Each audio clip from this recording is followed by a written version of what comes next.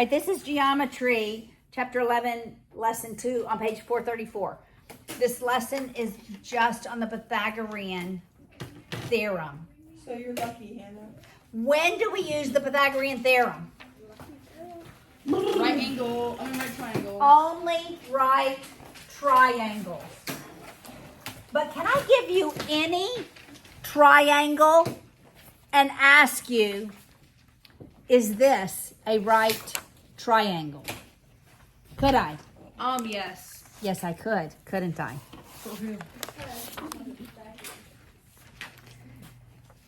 Yes. Oh my. What if I gave you a triangle that was this and asked you, all right, you see that triangle?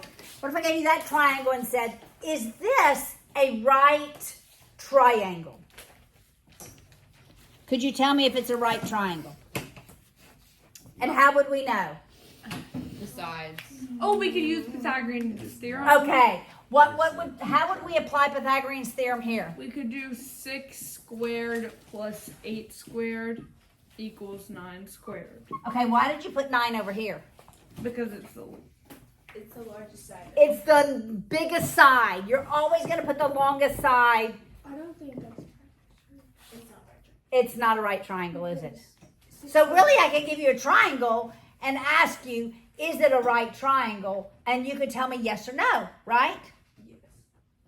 Now, if I give you a triangle and ask you, okay, let's solve for the side of it. Can you solve for the side of it?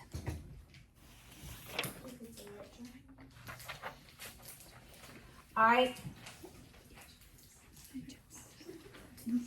All right, let's solve for these.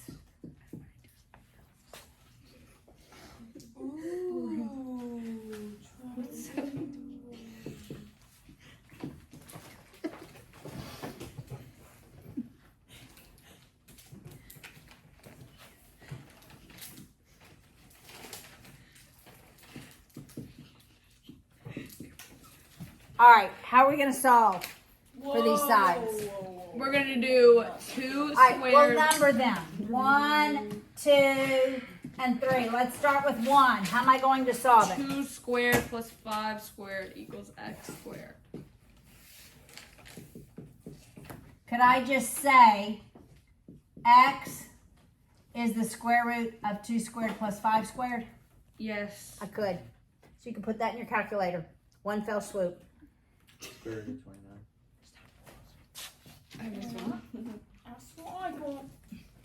All right, ladies and gentlemen, you're going to leave this in the most simplified, radical, or rational form. You're never going to write a decimal. That is an estimate.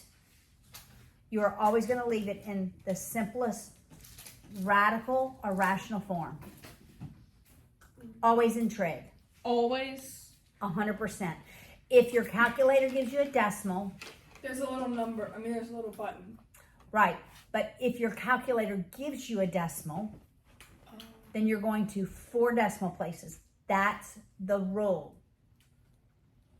All right, 4 decimal places with that 4th decimal place rounded. Okay, that's the rule for trig. Sometimes there are only decimals. It's the rare occasion. I always want it, you would never write 1/2 as 0.5, ever. You would write as 1/2. Okay? In trig. You would never write square root of 29 in decimal form. You're leaving it square root of 29. Okay? All right. Now let's work on number 2.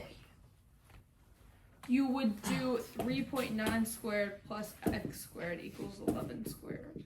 Okay. Let's not square those first. Let's subtract the 3.9 squared. Oh shoot. Oh, take the square root of them. Okay? So,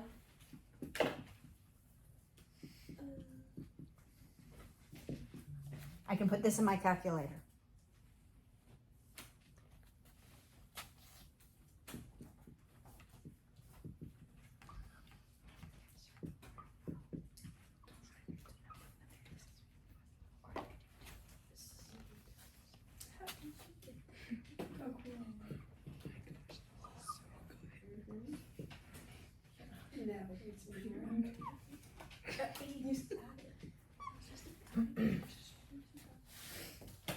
What do you get? 10.2854.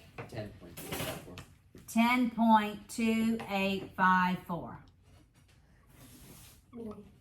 Your calculator only gave you a decimal because we started with the decimal. All right, look at this. When we solved for the hypotenuse, it was the square root of the sum of the legs squared.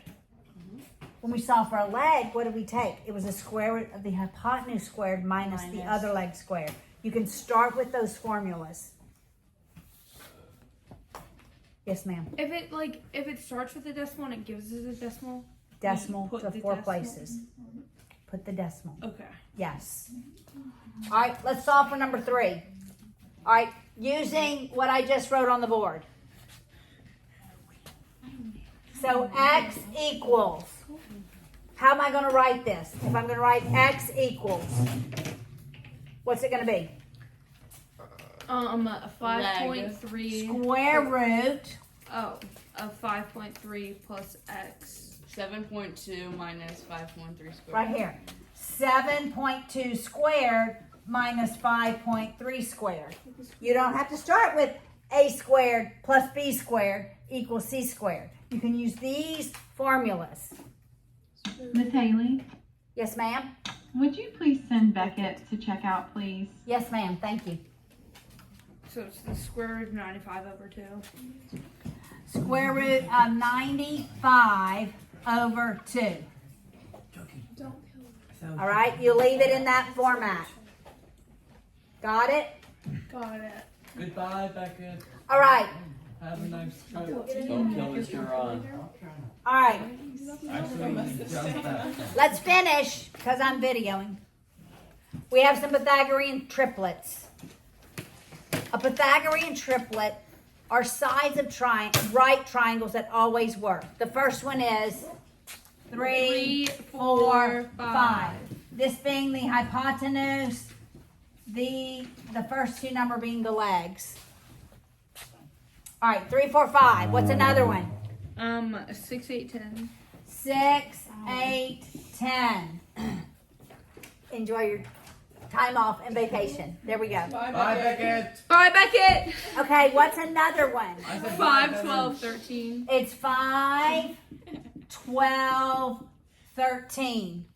25, 144, 169. Okay, we don't have to go any further than this. There is another one, but that's it. Those are the 3 that are main, but there's 2 other ones that have like square roots in them. Square root of 3, 1 2. square root of 3, 2, And 1 square root of 2. and 1 square root of 2.